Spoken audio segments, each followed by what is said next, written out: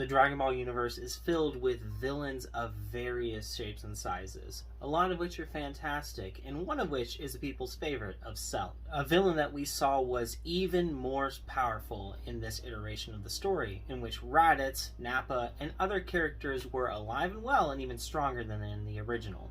In this version of the story, Cell knew Kaioken and plenty of other techniques to gain the upper hand on everybody else. However, he faced off against not one, not two, but 3 Super Saiyan 2s with Raditz and Vegeta right behind Gohan.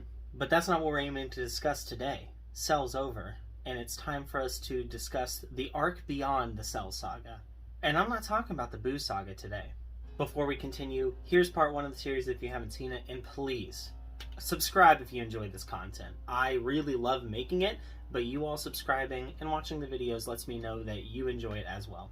You heard that right, everyone. It's not, 7 years after the Cell saga? It's only 2 years, and action's about to pick up again. You see, today we're beginning the arc of King Cold's revenge. In this story, King Cold didn't go with Frieza to Earth because Frieza only fought at 50% power on Namek. He wasn't allowed to go to his full power. Therefore, he believed wholeheartedly he could handle the Saiyans by himself. Boy, how wrong he was. He went to Earth and got decimated by himself. Pridefully so, because he didn't want his father to join in on an unnecessary task. Did this turn out to be a good thing for the Dragon Team, though? Let's find out. The scene opens. We are 2 years beyond the Cell saga. Gohan is just entering into his teenage years, but he's still keeping up with training a little bit more than he did in the original series. There are some powerful fighters there keeping him on his toes. His own uncle, especially, really wants him to keep training. And Vegeta, although he's not as interested in Gohan's strength, is still pretty interested. But you see, in this version of the story, since he has Super Saiyan 2 as well already, he knows that he is actually stronger than Gohan at this point, and he's perfectly fine not having that rivalry there. He's turned his attention more onto Raditz, both of which have their own child. Trunks is in this story, as well as Kini.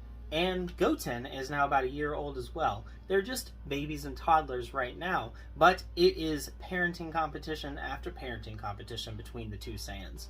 Vegeta is very invested in his child's life, as is Raditz. And that parenting rivalry also translates into a physical one as well. The two of them train together constantly, always trying to get a one-up on each other. Some others are also keeping up with their training. Piccolo and Caracol have also been tirelessly making themselves more powerful. But people like Krillin, well, he's been debating retirement for a little bit. Things have gotten serious with him in 18, and they actually decided there might be a kid just over the horizon. But for the moment, the Krill dog is still as bald as ever and prepared for any situation that should arise, as is the rest of the Dragon Team. And arise, a problem shall.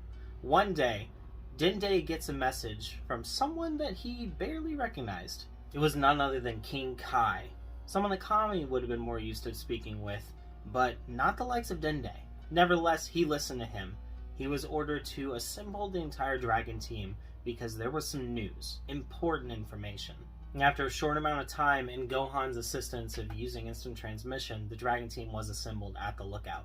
Alright, listen up. I'm only going to say this once. We've got a problem. A big one. You guys need to prepare. There's a bunch of evil people coming. King Cold is the one in charge. King Cold? Who's that? And why does it sound eerily familiar to Frieza?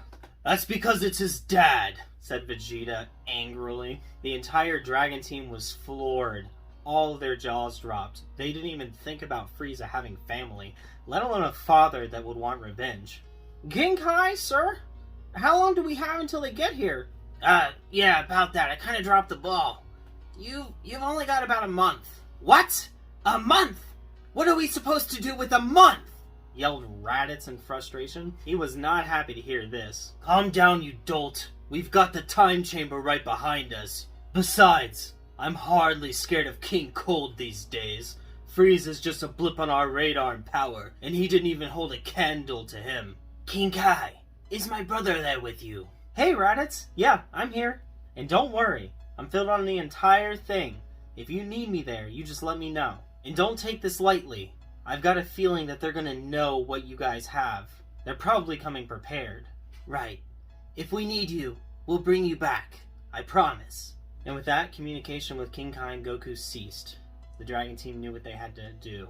Only a month was left, though. 1 month to train and prepare? Yeah, they had the time chamber. But what about the rest of the planet? What about their families? Everyone that isn't ready to fight? What are they supposed to do? Just sit there and hope? Well, it was decided that they'd take people like Bulma, Chi-Chi, and Tights and teleport them to New Namek so that they can bring the Dragon Balls if things do indeed go south. But with a month to prepare, they had to be quick.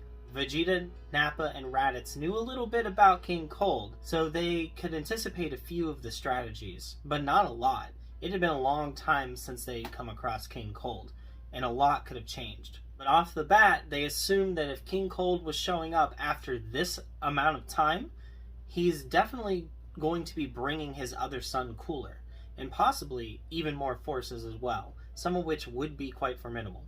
I mean, if it was as simple as him getting frustrated, hopping into a ship and heading here, he would have been there years ago. Something is afoot, and they need to be prepared. But not everyone heads into the time chamber. Vegeta and Raditz take a turn, then Piccolo and Caracol. But no one else does. Chi-Chi didn't want him to age any more rapidly than he already had, and people like Krillin figured that they've already reached as high of a potential as they're possibly going to get. And no one really achieves anything too new. The base power of the four that enter the time chamber do increase, but there's no new forms unlocked or anything like that. It seems like their gains are just getting slower and slower. Well, that's not entirely true. In the 2-year gap, Nappa had actually achieved Super Saiyan 2 himself. He was still not quite as strong as the rest of the Saiyans, but at this point, he was only a hair behind.